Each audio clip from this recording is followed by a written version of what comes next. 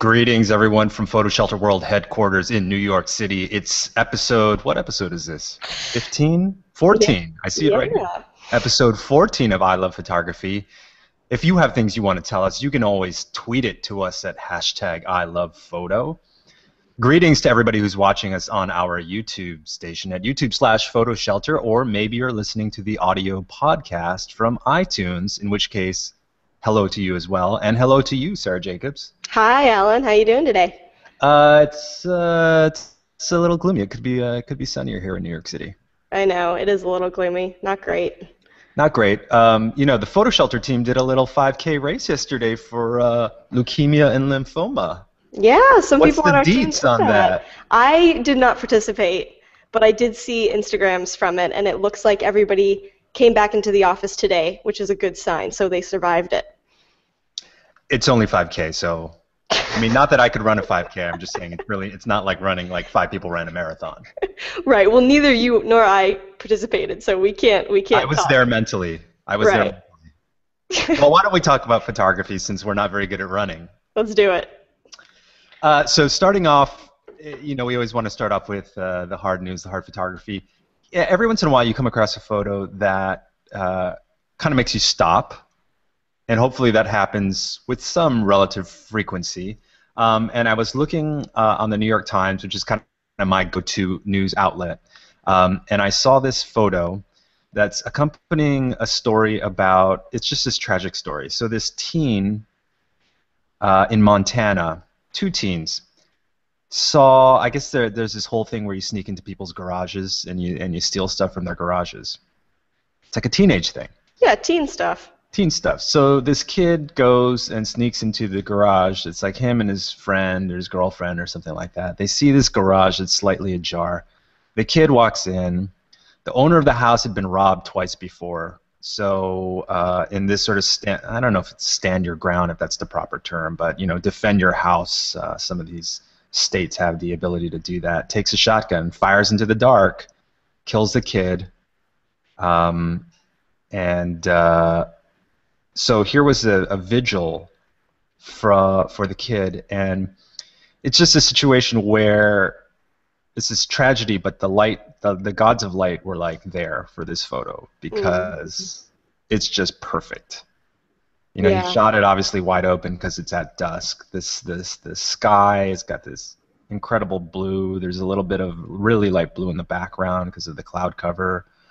There's obviously some light source ahead of the subject that's really kind of focused down on them, almost barn doored. I don't know whether there was a TV light there or something, but the lights right on the parents are amazing, and then the candle lights on the people in the background. Oh yeah, and the kid who was shot is a German student. Yeah, exchange student. Yeah. Crazy. Not the first time in the history of the U.S. that an exchange student has been killed on the steps of someone else's house. Yeah. There was a Japanese kid, I think about a decade ago, that went up, I think it was like on Halloween, and got shot as well. But that aside, just a beautiful photo of a tragic event here. Yeah, and this was taken by Lauren Grabelle, who is a PhotoShelter member. Awesome. Yep. Great photo. Yeah. Moving right along, speaking of great photography, Sony World Photo Awards, World Photography Awards, I guess, were announced, and man, that Sara Naomi Lewkowicz is cleaning up this year. It's like every major contest. She really is with this series. I mean, Shane and Maggie series on domestic violence. I mean, such an incredible series. This is taking her so far in her career. It's pretty phenomenal. Yeah, and I love that they didn't pick, you know, the one that's been running, that's been winning a lot, was the domestic violence photo where Shane is striking Maggie.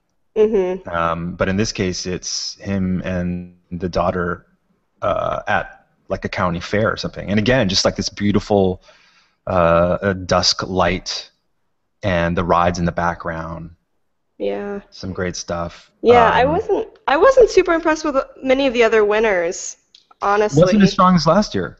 No, I didn't think so. I do like Spencer Murphy's. He won the campaign category he has a really nice portrait of like a horse rider, equestrian rider. It's sort of down there, but that's probably my favorite, or that struck me the most. Yeah, I was really bummed. I was in London for a day, and unfortunately the show runs from May 1st through the 18th, so I missed it this year. But it's so nice to see these like large and in person. Yeah. And that's that's the other thing. It's kind of a disservice almost. So many of these photos have such great detail that when you're seeing them online at 600 pixels, you're just not really getting the whole emotion out of the photography. No, that's true. That needs to be taken into account entirely. Take that into account. I will. I'm sorry. But everybody check out Spencer Murphy's winning image for the campaign category. It's a good one. That's good stuff. And the award winners are being shown everywhere. Every website always has the Sony stuff because it's such a great photo contest. Amazon.com. Listen, I use Amazon.com all the time. Me too. Yeah. And but increasingly you hear stuff about Amazon.com like it's great as long as you don't work there.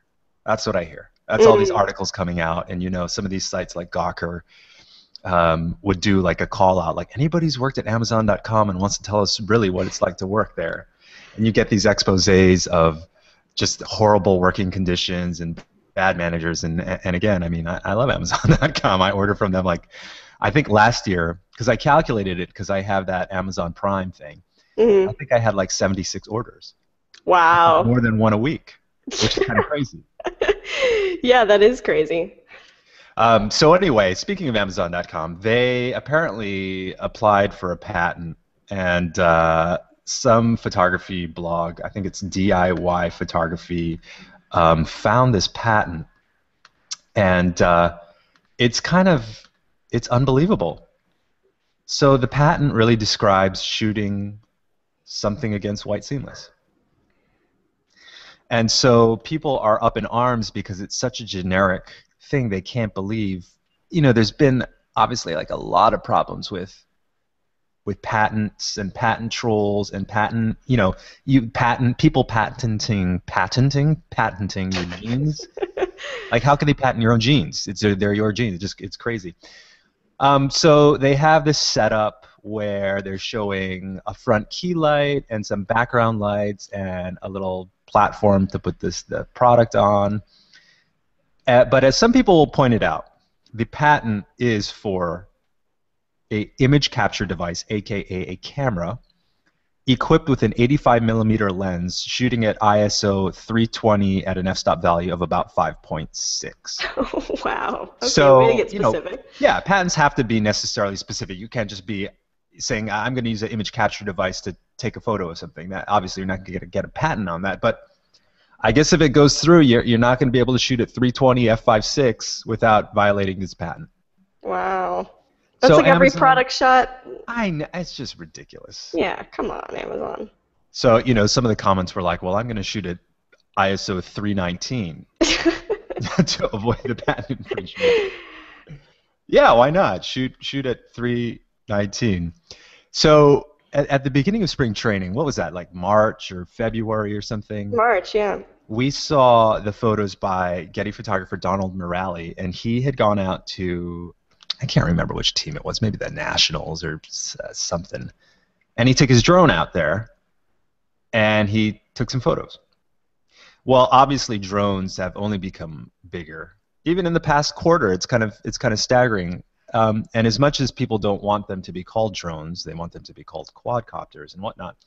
We call them drones, unfortunately. Yeah. Well, so this is Mike Escamilla, who also went out to Los Angeles Dodgers training camp and used the GoPro.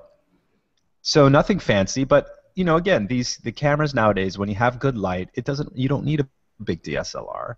And if you had a big DSLR, you'd probably need like a $20,000 drone instead of a $400 drone. So this was like very similar to a Morale photo that you really liked. It's like the guy stretching in a big circle. Yeah. I enjoyed this series as well, but he gets some really unique shots that Morale did not, like this, for example, where the drone is obviously pretty close to the players. It's close to the ground, and it really gives that fisheye look to the picture, which is Well, we great. should clarify. This isn't actually a drone hovering next to his head. It's the camera attached to his head. Oh, camera attached to his head. Oh, Yeah. got it. Okay. So there are a couple here. Yeah, I thought a really interesting point of view though, where he's like on the ground. Now, of course, we've seen plate-mounted cameras before, so this particular view isn't so unique, but it's a great photo. Yeah, it is. This was a drone above the guy's head. Love this one. Yeah, we talked about that triathlon where the drone fell on the guy's head. I don't know how much is this picture being paid? Like $100 million contract? Who knows? Wow.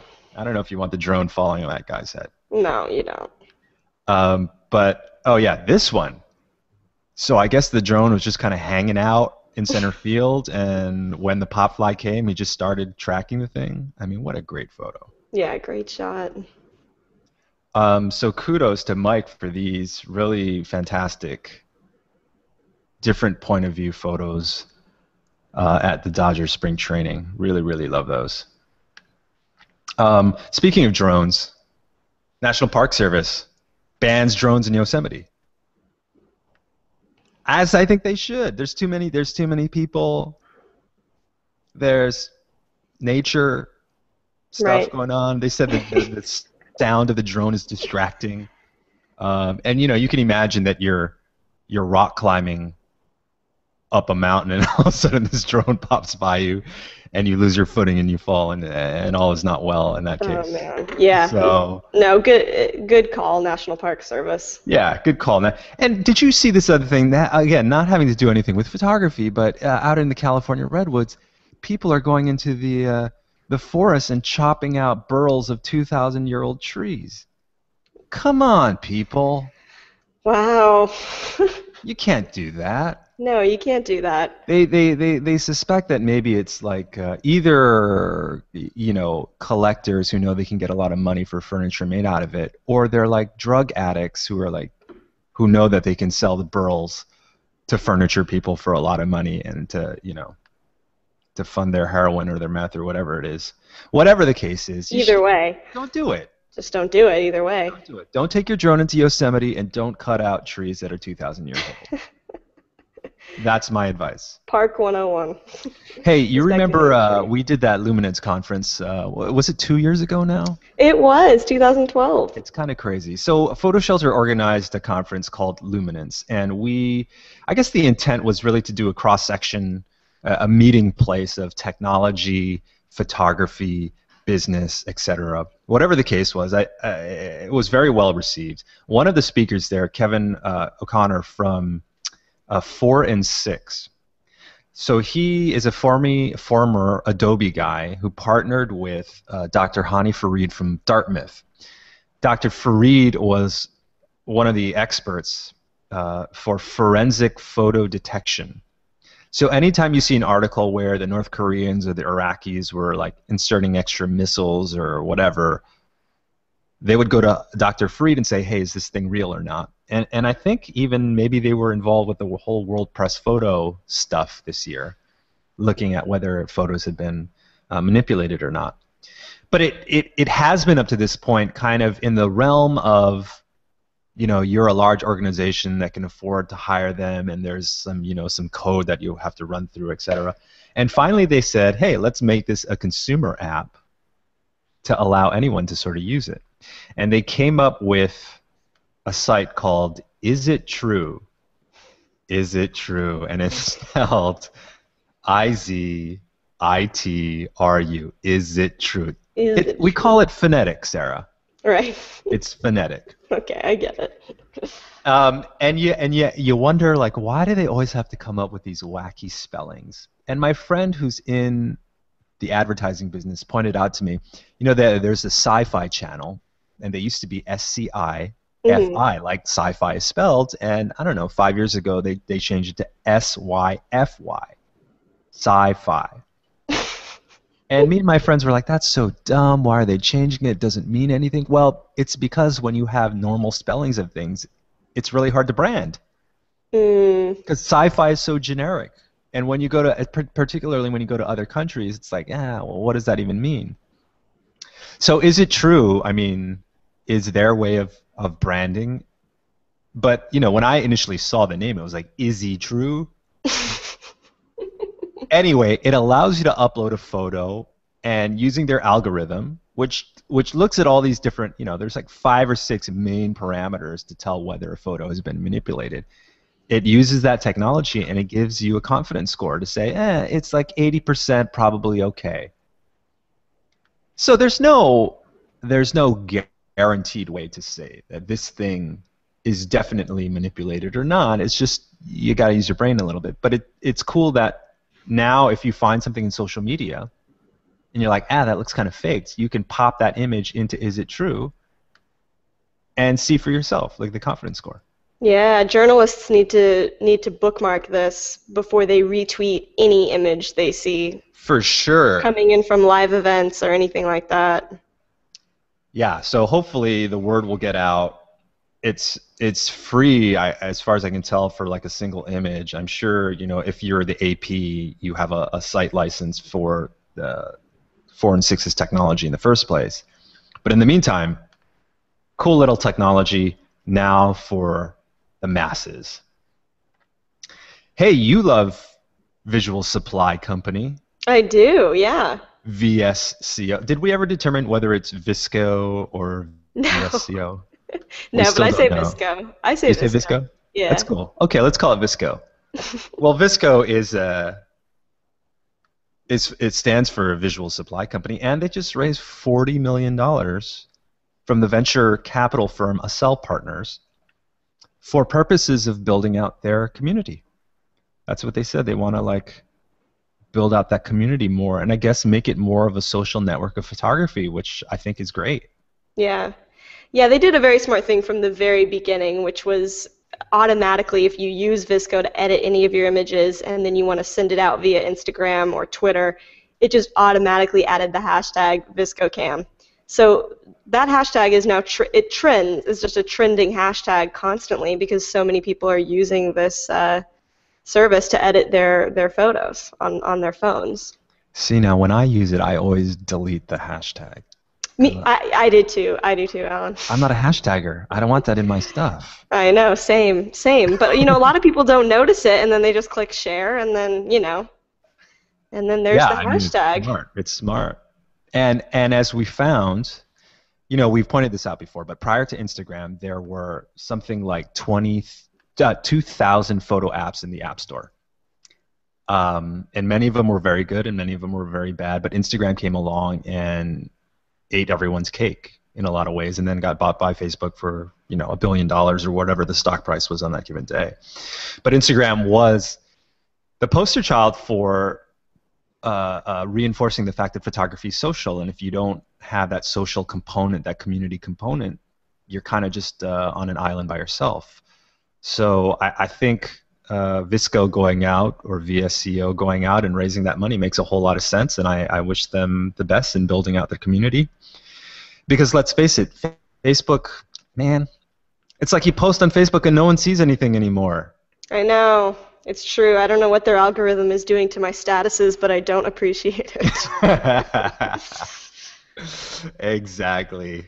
Damn you, Facebook. Every year in New York, there's this thing called the Met Ball.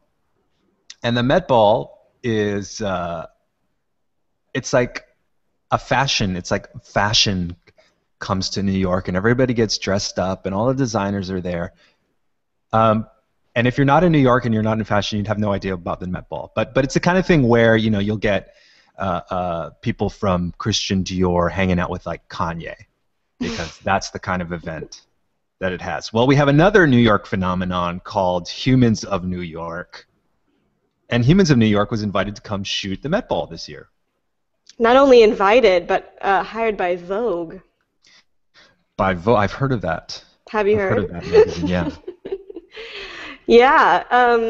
Yeah, Humans of New York got hired by Vogue to shoot the Met Gala, and I feel like the images look beautiful. You know, he always is kind of beating himself up, not beating himself up, but whenever Brett, I think his name's Brett, no, Brandon. Sorry, Brandon, Humans of New York, talks about his work. He's always a little like, I'm not the best photographer in the world, which, of course, no, he's not. But he's had a lot of practice with shooting people on the street of New York, and he kind of got thrown into this, and it's like he's a little bit out of his element because he's dealing with more high-profile people. But he's still got some really nice quotes out of these celebrities, even these people that are groomed to talk to press. He's still got some unique little sound bites. So that's fun. Good job, Humans of New York. I thought the photos were lovely. I mean, yeah. We're looking at this photo. He chopped the foot off. So yeah, I just know. Yeah, not. They're not perfectly executed, but Cartier-Bresson cut off people's feet too. So I'm not going to give him static about that. But they look a lot better than most of the Humans of New York photos. Agreed. Yeah, I mean they do. They do. I mean, it looks like he was obviously fighting a little bit with mixed temperature of light. So you get some sunlight streaming through the window, and then you have this kind of orange glow going on behind. But it doesn't really bother me. It kind of gives this ambiance to it. Mm-hmm. And I don't know. He's probably shooting with a 50 wide open. Gives you a really nice shallow depth of field, and the bokeh in the background is really nice. And I think these are lovely. Yeah, I like him too. I hope he gets hired more often to shoot events and stuff. Yeah, good for Brandon. Good for Brandon. I like these guys that just go out and do their thing, and then they just do a good job at doing their thing, and then they get popular. Exactly. I mean, he didn't start Humans of New York to try to get hired. He started Humans of New York because he wanted to, and then as a result, he's getting hired by Vogue. I mean, that's great. He did it. He did it. So I came across, speaking of great photography, I came across this feature in Slate, and it's this photographer, Fabrice Fouillet. My French is horrible. I apologize for butchering your name, Fabrice. Fabrice went around the world, and he took photos of colossal statues. Now, the only colossal statue that comes to mind immediately for me is the one in Rio of the Christ. Christ the Redeemer on the top of the hill, arms outstretched. That's a big one. But apparently people have been building statues all over the place. And ironically, a lot of these statues, as I was going through these photos, were built in like 2010. It was a big year for huge statues. Oh, wow. So this one of Guan Yu in Yuncheng, China, built in 2010. Look how big this statue is. I mean, it's huge. You can see the little people in front, right? Yeah, and I was reading, he purposefully waited, so there's a few people just in his shot, just to show how big these statues really are, just to give the scale. So here was the thing that ran through my mind, which was, I saw some of these and I was like, these are ridiculous. This is so crazy. And then I said, okay, let's lose the U.S. centricity here and think about this in terms of anybody else, kind of like an alien comes to town and is looking at this stuff. And then I was like, wait, what about like Mount Rushmore? We have these huge heads on the side of this mountain. And then in the same Black Rock Hills of South Dakota, the guy who helped carve Mount Rushmore is doing one of Geronimo, which is like 10 times larger than that. Oh, wow. And then I think about Christ the Redeemer, which was built in the 30s or the 40s, something like that. And just because it's older, it's okay. Like, these are just crazy, ginormous statues. Mm-hmm. Here's another one in Dakar, Senegal, built in 2010. I'm telling you, 2010 was a big year. Big for big statues. Here's one in Turkey, built in 2009. And, I mean, I don't know who this guy is. Ataturk mask. He's a Turk, so maybe obviously I should have Wikipedia this guy. I'm sure he's like very famous in Turkey. But you know what? Even if I was living in New York, I don't want a huge face of Giuliani outside my house. No. It's just a little weird. It's a little creepy. Here's Christ the King in Poland in 2010. And again, the scale of these things is just crazy. And I couldn't figure out this one. So this is in Russia, the Motherland Calls, built in 1967. How the heck is that arm supported? Oh. That's a big statue. Must be hollow. in the hollow arm. I mean, it's crazy. You know, speaking of big statues and toppling, they're now saying that the Michelangelo David in Florence is at risk of falling over. Wow. The marble apparently wasn't that good, and the joint, Michelangelo made the ankles a little skinny, so they're not so good at holding up the weight. The things you learn and the things we talk about on this broadcast. Hashtag I love photo. Hashtag, yeah. Let us know about the big statue in your backyard that you like or don't like. There's this crazy thing going on in Nigeria. Boko Haram is a militant group that wants to bring back Sharia law, which is like this super ultra orthodox, militant, old school, crazy religious Muslim law. Boko Haram, I'm probably mispronouncing that in the first place, and I'm going to botch the translation, but it basically means like Western education sucks. So the leader of this group, I think you're botching that. Yeah, no, but look it up, because it's like screw Western education. They really want to send it back to the Dark Ages. So the leader of this group, who's a crazy dude, clearly he kidnapped 200 school children. And instead of releasing them and being like, okay, you know, I made my point, he's now saying like, I'm going to sell them into like slavery. Girls. Mm-hmm. Crazy, like crazy. So you came across something yesterday. Yeah. So this situation actually came into my view because of Instagram, and I saw a photo with the hashtag BringBackOurGirls.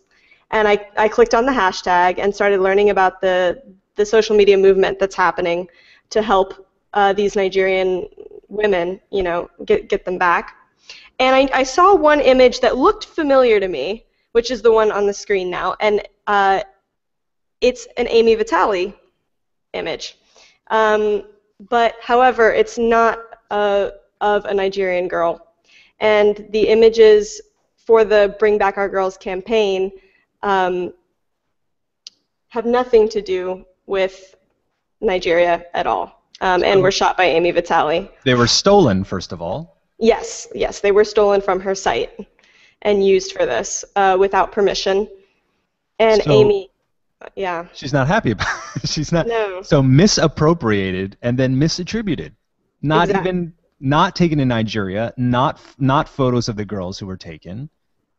Stolen photos. Right. All for a good cause, but nothing about this is true. Exactly. And she obviously supports the Bring Back Our Girls movement, but yet she's still like, you can't use my images for this. This has nothing to do with what's going on. And she talked to the Lens blog. She talked to James Estrin, and you know, she just said, I go into these communities and I make a promise, you know, that I'm going to be responsible with the images that I take of the people there, and that I'll deliver the correct message. And this is completely opposite of that, obviously, and it's out of her hands and not her fault.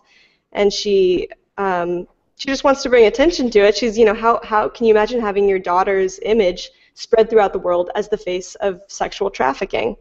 That would be terrible, obviously.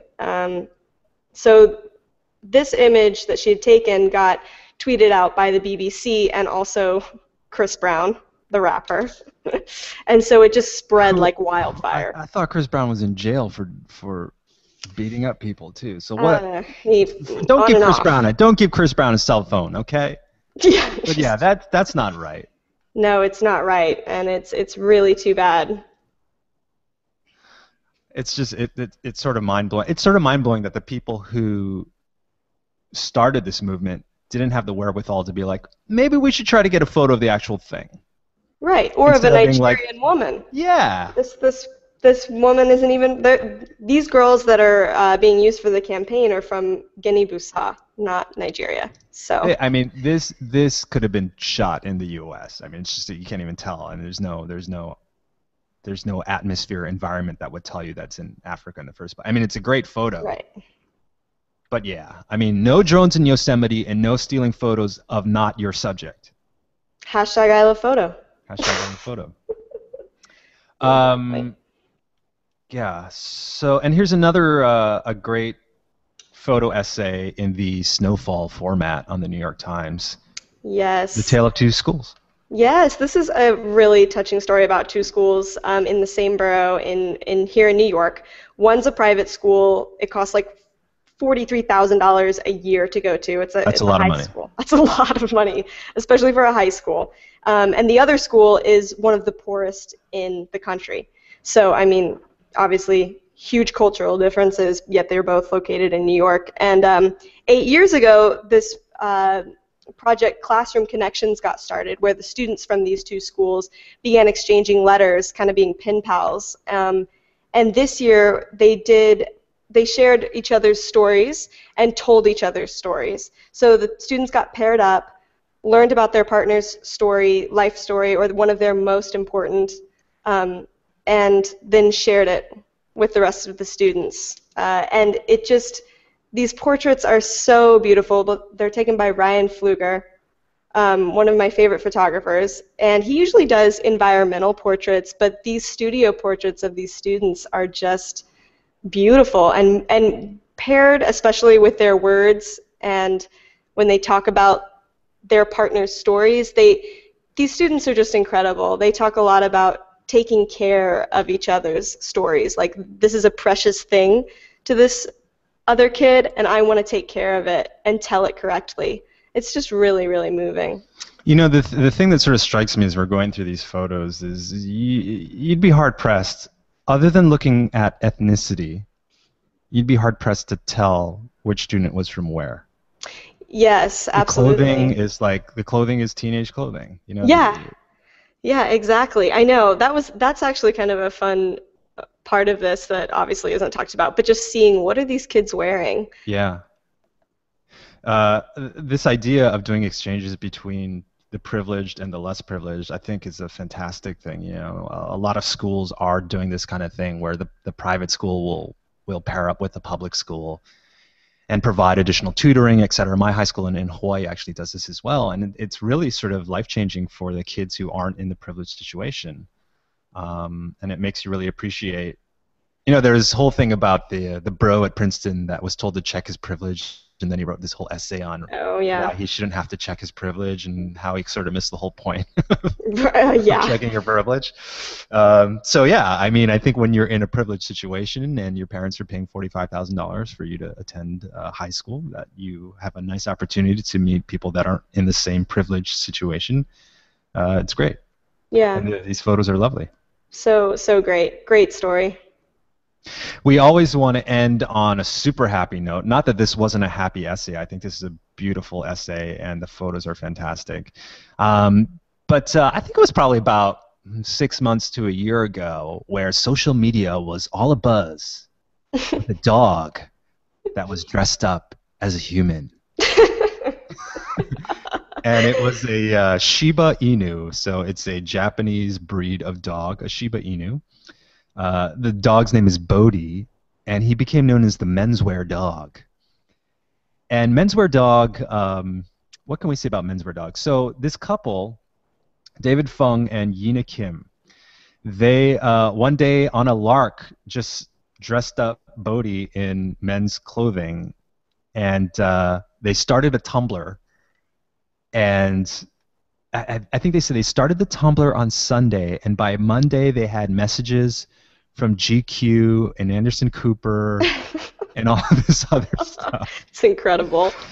So here's the dog, like at a press event, like hanging out, and Looking so chic. looking so cheap. So he's like the calmest dog ever, because like you can't really, on most dogs, you can't put a blazer on them. Right, no. No, they're not And just putting a hat on this dog, they're putting him in like button-down collared yeah, shirts. and like try putting glasses on a pet. Like most pets would not like things on their face. No, they're gonna eat it. But this dog is like so chill. Like no, I think he knows he's cool. He knows he's cool, So, yeah. you know, the wife is apparently a fashion designer, so she can kind of tailor the clothes a little bit, like for a slimmer fit. Because it's all about slim fit now. You don't want a baggy fit on the dog. No. And David Fung is a graphic designer, I guess. So they know what makes a good aesthetic. But look at these photos are adorbs, as we like to call it. Oh, they're totally adorbs. I mean, it's hilarious. They almost look photoshopped. I might run this through Izitru.com. I think you should. There could be a big scandal brewing here. Yeah, exactly. Is the dog. So they ended up quitting their jobs because Menswear Dog has become so popular. Wow. I don't even know what that means. I don't know how you make money off of Menswear Dog. Well, I mean, does he get Gap campaigns or something? Gap kids. Is there like a calendar or? Yeah, I don't know. So I think that David is like 28 and Yina's like 26 or something like that. So they're still relatively young. But they said we were at points in our careers where we were like ready to do something more creative.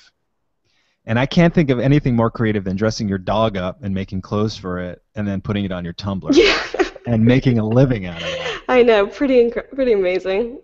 So just like Brandon from Humans in New York, this is like fantastic. These guys on a lark just came up with this idea, and then it caught fire, and now they're doing it professionally.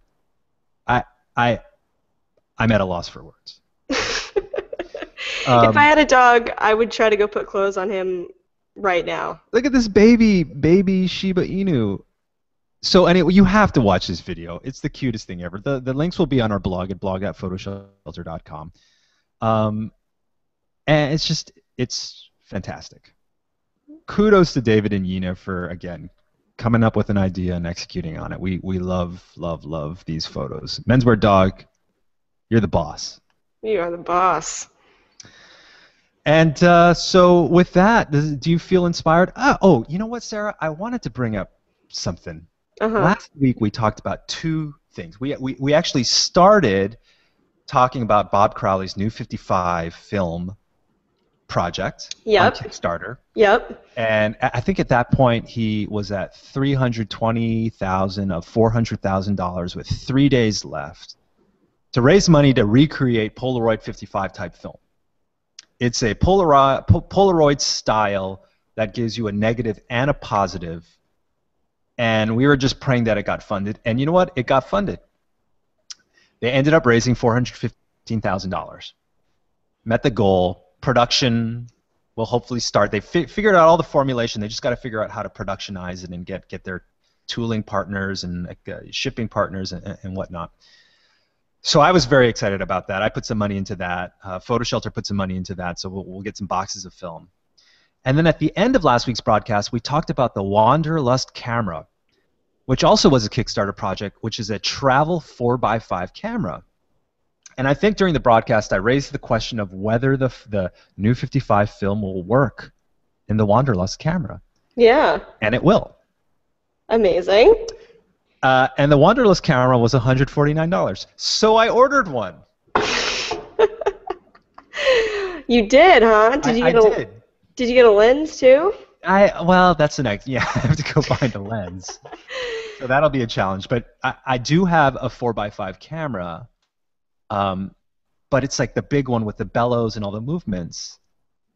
And although I've shot with 4x5 before, I just find all those additional things to be a distraction. And I know that's part of shooting 4x5, but in a lot of cases, if you're doing like a portrait, you want to be straight on anyway. I'm not doing architectural photo where I need to change the plane of the film or anything like that.